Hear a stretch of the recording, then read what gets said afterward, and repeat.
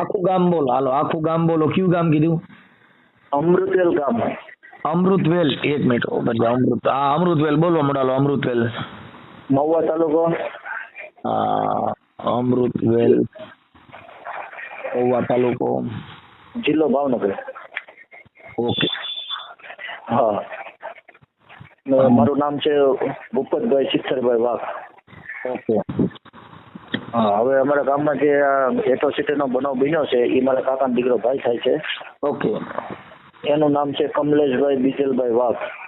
હા, એ જે ગરબી જોવા ગયા ત્યાં એની હારે આભડછેટ બાબતમાં એની હારે મગજમારી થઈ, એમાંથી એકાદી બોલચાલી કરી, સામેવાળાએ 2 લાફા મારી દીધા. પછી એ લોકો કેસ કરવા આવ્યા અહીંયા. અમે બધા એની હારે હતા અને 5 આગેવાન તરીકે હતા એમાં. એટલે અમે સામાજિક કાર્યકર્તા જેવું કામ કરીએ છીએ સર. તો અમે એને હારે રહીને અમે એ બધું લખાવ્યું પોલીસ સ્ટેશનમાં. પણ ત્યાં એ લોકો જે સામે ગુનેગારો હતા એના સગા સંબંધીઓમાં કોઈ લુખા તત્વો હતા એને એ લોકોએ બોલાવીને ધાક ધમકી અપાઈ પોલીસ વાળાની સામે કે તમારા પોલીસ વાળા શું કરી લે છે. તમને પછી નહીં, જે આપણે વિક્ટિમ હતા ને કેસ કરવા વાળા એના પોલીસ વાળાને સામે એ લોકોએ, બરાબર. એના વિડીયો કઈ ઉતાર્યો છે? નહીં, પણ એ પોલીસ વાળાએ મોકો નથી આપવા દીધો અમને. ત્યાં હું અત્યારે ત્યાંથી દૂર હતો અને ત્યાં જે ઉભા હતા ને એક દેવેન્દ્રભાઈ હતા અને એક દેવેન્દ્રભાઈ ચુડાસમા હતા અને એક અનિલભાઈ વાઘ હતા, બરોબર. એ અનિલભાઈ વાઘ છે ને એને જે 2 કોન્સ્ટેબલ હતા ને એને કીધું કે સાહેબ તમારી સામે કે અહીંયા પોલીસ સ્ટેશનની અંદર કે આવી રીતે લુખ્ખા માણસો કે દાદાગીરી કરી રહ્યા જાય તમે કે જોતા રહી જાવ કે. એટલે આવી મૌખિકમાં વાત થઈ, બરાબર. એનો વિડીયો કોઈ બનાવ્યો નથી. પછી તરત જ એ લોકોને બગાડી દીધા ત્યાંથી. પીએસઆઈ પછી આવ્યા.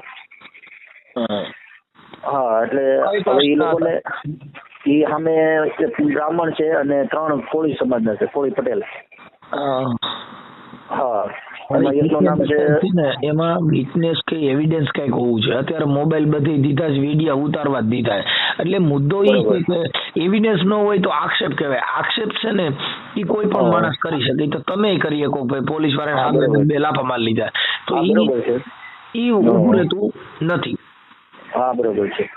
કેમ કે તપાસનો વિષય છે ને એની અંદર પુરાવા જોઈશે. પુરાવા વગરની કોઈ પણ ફરિયાદ હોય તો એ ફ્રોડ. એવિડન્સ છે એ જરૂરી છે. હા, બરોબર છે. પણ એ આપણે જે તાલુકામાં જે બન્યો પોલીસ સ્ટેશન અંદર એનો કઈ એવિડન્સ આપણી પાસે છે નહીં. પણ જે આ લોકો જે મારામારી થઈ અને આભડછેટ બાબતમાં જે એ લોકો અપશબ્દ બોલે અને એના વિરોધમાં આપણે જે એની ઉપર ફરિયાદ કરીએ પછી એ લોકો સ્થળ તપાસ કરવા આવ્યા પીઆઈ. અને સ્થળ તપાસ કરીને એને એવું લાગ્યું કે આ લોકોએ ખરેખર આવું કરેલું છે અને એને ખબર પડી કે અનુસૂચિત જાતિના લોકો પર અત્યાચાર થયો છે. એટલે એ લોકો એને પછી 4 ને ભર્યા. એકને બીજે દિવસે સામેથી રજૂ કર્યો. એ ત્યાં બારગામ ગયો હતો. એ 4 જણાને એ લોકોએ રાત્રે નાખ્યા, 3 જણાને રાત્રે નાખ્યા એટલે સવારે લે, બરાબર. પણ સાંજે એ લોકો બીજે દિવસે સાંજે એને છોડ્યા. હવે દશેરાના દિવસે એને છોડ્યા. દશેરાના દિવસે જાહેર રજા હોય, બરાબર. તો પીએસઆઈ નો સામેથી ફોન આવ્યો વિક્ટિમ ઉપર અને વિક્ટિમને એવું કીધું કે ભાઈ અમારે કોઈ અધિકાર નથી આ લોકોને અંદર રાખવાનો હોય છે. 24 કલાકની અંદર અમારે જજની આગળ એને રજૂ કરવાનો હોય છે અને એમને કે જામીની કે મળી ગયા છે મામલતદાર હસ્તથી છે. એટલે અમે એને છોડીએ છીએ. તમને કાંઈ થાય અમારી જવાબદારી છે એવું એ લોકોએ મૌખિકમાં વાત કરી છે. એમાં એવું છે કે જામીન આપ્યા ને એ તો નામદાર કોર્ટમાં છે. જામીન તો જમીન લાયક ગુનો હોય પણ એમાં તો એફઆઈઆર નહીં થઈ હોય તો ફરિયાદ ખાલી તમારી અરજી થઈ છે. નહીં, એફઆઈઆર ની કોપી મેં તમને વોટ્સઅપમાં મેં મોકલાવી છે. એફઆઈઆર હોય તો મામલતદારમાંથી ન છૂટે તો તમને ખ્યાલ નથી સાહેબ. હા, એટલે તો હું તમને પૂછું છું સર. મને આ બાબતને ખ્યાલ નથી એટલે મેં તમારી ફરિયાદ થઈ નહીં. સેશન કમિટ ગુનો છે એની સ્પેશિયલ એટ્રોની સેશન કોર્ટમાં એ કેસ હાલે અને એને એટ્રોના કેસની અંદર એમાં સીધા જામીન મળતા નથી. પહેલા એની જુબાની થાય પછી એની દલીલ થાય ત્યારે છૂટે. ઇનકેસ કદાચ ત્યારે જામીન મળે તો એ કોર્ટ સિવાય એને જામીન મળતા નથી. એક્ઝિક્યુટિવ મેજિસ્ટ્રેટ મામલતદાર છે એની સત્તા બહારનો ગુનો છે. બરોબર છે. હા, એટલે તમારી કઈ પણ ગેરસમજણ થાય છે. નહીં, એટલે હું એટલા માટે હું તમને કહું છું મેં તમારા વોટ્સઅપ નંબરમાં તમે મારી વાત સાંભળો કે તમે એના કોઈ પીએસઆઈ નો નંબર હોય તો આપો. પીએસઆઈ નો નંબર મેં તમને મોકલાવ્યો છે અને એફઆઈઆર ની કોપી મેં મોકલાવી છે તમને. ઓકે, હવે એમાં આપણે પીએસઆઈ નું નામ શું છે? પીએસઆઈ ના નામ તો નથી ખબર પણ સરનેમ ની ખબર છે કે આહિરભાઈ છે. એમ શું નામ છે? આહિર સરનેમ છે એને. આહિર. ઓકે ઓકે ઓકે, હાલો કાંઈ વાંધો. આપણે ક્યાં પોલીસ સ્ટેશન લાગે? ભાઈ મોવા પોલીસ સ્ટેશન, બ્રાહ્મણી પોલીસ સ્ટેશનમાં. ગ્રામીણ હા ગ્રામીણમાં મહુવા પોલીસ સ્ટેશન. હા મહુવા પોલીસ સ્ટેશન. હા પોલીસ સ્ટેશન. ઓકે હવે ઉભા રહીજો. હવે આપણે કયું કીધું? અમૃતવેલ ગામ હા અને જિલ્લો ભાવનગર. અમૃત મહુવા. હા મહુવા તાલુકો જિલ્લો ભાવનગર. અને ફરિયાદી છે એ કમલેશભાઈ. હા કમલેશભાઈ બિચલભાઈ વાઘ. હા ફરિયાદી. ઓકે અને આરોપી હતા એનું નામ શું છે? એકનું નામ પિન્ટુભાઈ મહેશભાઈ જોશી. પિન્ટુભાઈ મહેશભાઈ જોશી. મહેશભાઈ જોશી. હા પછી ભગાભાઈ ભાણાભાઈ. હા ભગાભાઈ ભાણાભાઈ પરમાર.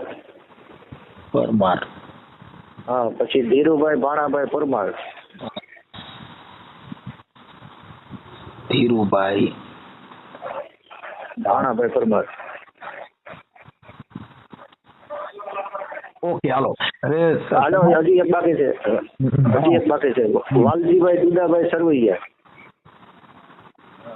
વાલજીભાઈ દુદાભાઈ સરવૈયા.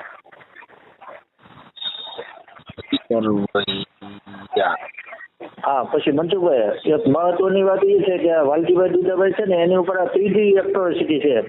હા અને એને આ લોકોએ રાત્રે છોડી મૂક્યા છે. બરાબર તો અમને નવાઈ લાગે છે. પૂછી લો. તમારું નામ શું કીધું ભાઈ? મારું નામ વાઘ ભૂપતભાઈ ચિત્તરભાઈ. હા વાઘ ભૂપતભાઈ ચિત્તરભાઈ.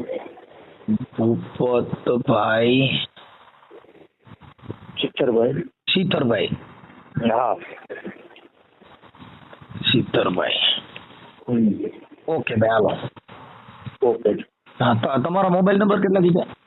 90 99 38 52.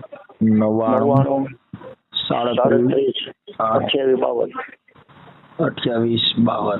હાલો ઓકે ભાઈ હાલો હું કરી વાત. હમણાં પીએસઆઈ નંબર આમાં હાઈ કરીને મોકલો એટલે તમારો નંબર ઉપર આવી જાય. હાલો હું વાત કરું છું એમને. એ હાલો. હાલો. નમસ્કાર સાહેબ. નમસ્કાર ભાઈ.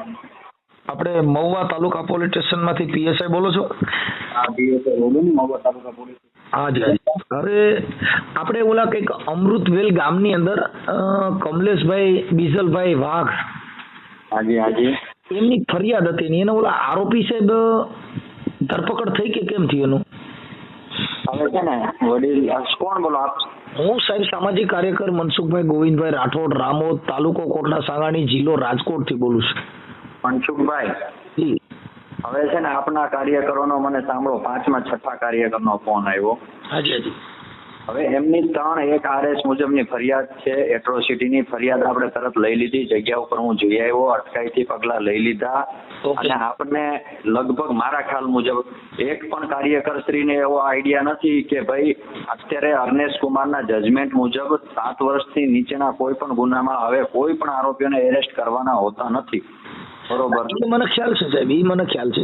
પણ મને હું એમ પૂછું છું રાઠોડભાઈ આપને કે બધા કાર્યકરશ્રી મને એવું કેમ પૂછે છે કે એની ધરપકડ થઈ ગઈ એમ? સાહેબ એમાં એવું છે કે આપ સાહેબ તાલુકા પોલીસ સ્ટેશનના વડા હોય એટલે આપને પૂછવાની એક ફરજ હોય છે. મારે જવાબ રાઠોડભાઈ મારે જવાબ આપવાનો જ હોય છે. અને આપણે અધિકારી તરીકે તમારે દુઃખ ન લગાડવાનું. કેમ બંધન કરતા છો? મને કોઈ પણ દુઃખ નથી રાઠોડભાઈ, પણ મને એટલું મારે એવું વિચારવાનું રહ્યું કે મારો ફરિયાદી છે જે મારો ફરિયાદી એને મારો એક પણ કોલ મને નથી આવ્યો કે સાહેબ મને અસંતોષ છે બરોબર કે તમે કામ નથી કર્યું બરોબર. આમાં કોઈને તમારા પ્રતિ અસંતોષનો આ ફોન નથી. આ ફોન એના માટે છે કે સાહેબ એક ગરબી જોવા જાય ને છૂવાછૂતનો ભેદભાવ ઉભો થાય ને એની જે ફરિયાદ થાય તો એમાં આપના પોલીસ સ્ટેશનની અંદર આવું છે કઈ છે એટલે એને થોડુંક આપની વતીથી કે આવો બનાવ ન બને. જો કે અમારા માણસો મરી જાય અને એવું બધું બને છે પછી સાહેબ પછી ન્યાય અમને શું કામનો એમ? રાઠોડભાઈ, આપની વાત બિલકુલ સાચી છે, હું સમજી શકું છું, આપ 100% સાચા છો. પણ હવે મારી પાસે તો જ્યારે ફરિયાદ આવી, મેં 5 મિનિટ પણ મોડું કર્યા વગર એમની સાથે જઈને આરોપીઓને હું લઈ આવ્યો, મેં અટકાયતી બધી વાત થઈ ગઈ, એ મને એ અમને ફરિયાદ લઈ આવ્યો, એમને ત્યાં માણસો મૂકી દીધા, મારું સતત પેટ્રોલિંગ ચાલુ છે. પણ હવે આપ બી સમજી શકો કે મારી પાસે 48 ગામ છે, બરોબર? નહીં સાહેબ, આપને એવું અમે નથી એવું નથી ઈચ્છતા કે આપની સાહેબે પોલીસ તરીકે આપ સાહેબની પાસે ઘણું ટેન્શન હોય, એના માટે નથી. પણ મુદ્દો એ છે કે અમારી જે અનુસૂચિત માંથી જે અત્યારે ખાલી ગરબી જોવા જવાનો આવો અત્યાચાર થાય, તો એના માટે આપ સાહેબ એના વડા છો ને, એટલે આપના તરફથી એવું કહેવામાં આવે કે અમે ભલામણ કે રજૂઆત રિક્વેસ્ટ કરી રહ્યા છીએ કે ભાઈ આવો બનાવ બને તો કાલે બીજો અનઘટિત બનાવ બને. રાઠોડભાઈ સાંભળો, કોઈ પણ પોલીસ હોય કે સમાજના સમજદાર ને સમજુ માણસ હોય, આપણે બધા એવું જ ઈચ્છતા હોય કે આવો સામાજિક બનાવ ન બને, પણ બની ગયા પછી જે કઈ પગલાઓ લેવાના હોય એ આપણે લીધા જ છે. અને હવે પ્રિકોશન ના ભાગરૂપે તો આપણે શું છે, અટકાયતી પગલા લઈ લીધા